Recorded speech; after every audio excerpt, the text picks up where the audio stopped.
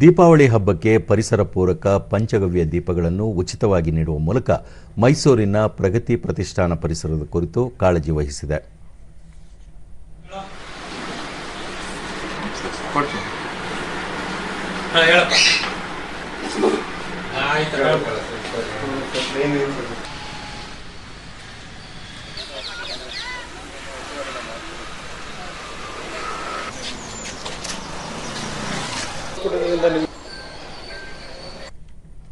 ದೂರದರ್ಶನದೊಂದಿಗೆ ಪ್ರತಿಷ್ಠಾನದ ಅಧ್ಯಕ್ಷ doctor BK Ajay Kumar Jain ಸಾಂಪ್ರದಾಯಿಕವಾಗಿ ಗೋಸಗಣಿ, ಗೋಮೂತ್ರ, ಹಾಲು, ಮೊಸರು, ತುಪ್ಪವನ್ನು ಬಳಸಿ ಪಂಚಗವ್ಯ ದೀಪಗಳನ್ನು ತಯಾರಿಸಿ ಸಾರ್ವಜನಿಕರಿಗೆ ಉಚಿತವಾಗಿ ನೀಡುತ್ತಿದ್ದೇವೆ.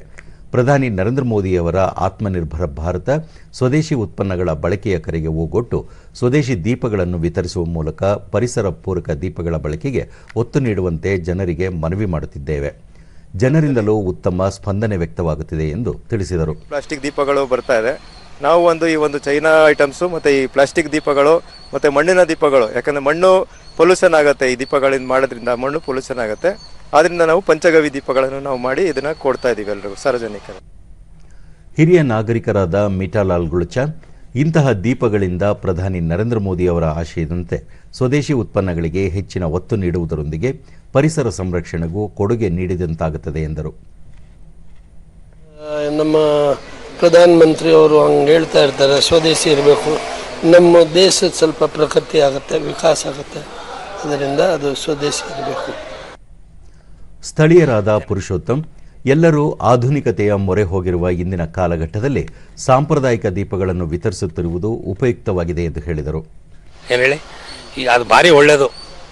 ಸಗಣಿ ದನ ಕೆಲಸ ಮಾಡೋದ್ರಿಂದ ಇದು ಭಾರಿ ಉತ್ತಮ. ಈ ದೀಪ ಕೊಡ್ತಾ ಇದ್ದಾರೆ, ಅದು ಭಾರಿ ಒಳ್ಳೆಯದು. ಇದು ದೀಪ ನಾನು ನೋಡಿದ್ದೀನಿ. ಕವಿತಾ, ಪಂಚಗವ್ಯ ದೀಪಗಳ ಬಳಕೆ ಪರಿಸರಕ್ಕೆ ಪೂರಕವಾಗಿವೆ ಎಂದರು. ಖುಷಿ ಅನಿಸುತ್ತೆ, ಮನೆ ಕ್ರಿಮಿಕೀಟಗಳೆಲ್ಲ ನಾಶ ಆಗುತ್ತೆ, ಮನೆ ಶುದ್ಧತೆ ಅನಿಸುತ್ತೆ, ಒಳ್ಳೆ ಪರಿಸರ ಇರುತ್ತೆ, ಒಳ್ಳೆ ಸುವಾಸನೆಯೂ ಇರುತ್ತೆ. ಪವಿತ್ರ, ಹಬ್ಬಕ್ಕೆ ಸಾಂಪ್ರದಾಯಿಕ ದೀಪಗಳು ಲಭಿಸಿದ್ದು ಸಂತಸ ತಂದಿದೆ ಎಂದು ತಿಳಿಸಿದರು. ಪವಿತ್ರ ಅಂತ, ನನಗೂ ಖುಷಿ ಆಯಿತು.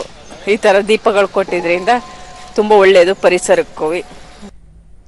ಸ್ಥಳೀಯರಾದ ಶಿವಪ್ರಸಾದ್, ರಾಸಾಯನಿಕ ಮಿಶ್ರಣದಿಂದ ತಯಾರಾದ ದೀಪಗಳ ಬದಲಿಗೆ ಪಂಚಗವ್ಯದಿಂದ ತಯಾರಾದ ಈ ದೀಪಗಳ ಬಳಕೆ ಉತ್ತಮವಾದದ್ದು.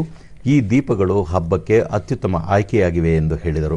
ಎಷ್ಟು ಆರೋಗ್ಯಕರ ಅಂತ ಬಲ್ಲವರಿಗೆ ಗೊತ್ತು. ಹಿಂದೆ ಸಗಣಿ ನೆಲವಾಗಲಿ, ಸಗಣಿ ಮನೆಗಳಿಂದ ಯಾವುದೇ ರೀತಿಯಿಂದ ಅನಾರೋಗ್ಯಕ್ಕೆ ತುತ್ತಾಗ್ತಿಲ್ಲ, ಆರೋಗ್ಯಕರವಾಗಿ 100 ವರ್ಷ ಬಾಳ್ತಿದ್ರು. ಅದನ್ನು ಈಗ ಇವ್ರು ನಡ್ಸ್ಕೊ ಬರ್ತಾ ಇದ್ದಾರೆ. ಸೊ ಎಲ್ಲ ರೀತಿಯಿಂದ ಒಳ್ಳೇದಾಗಲಿ ಅವರಿಗೆ.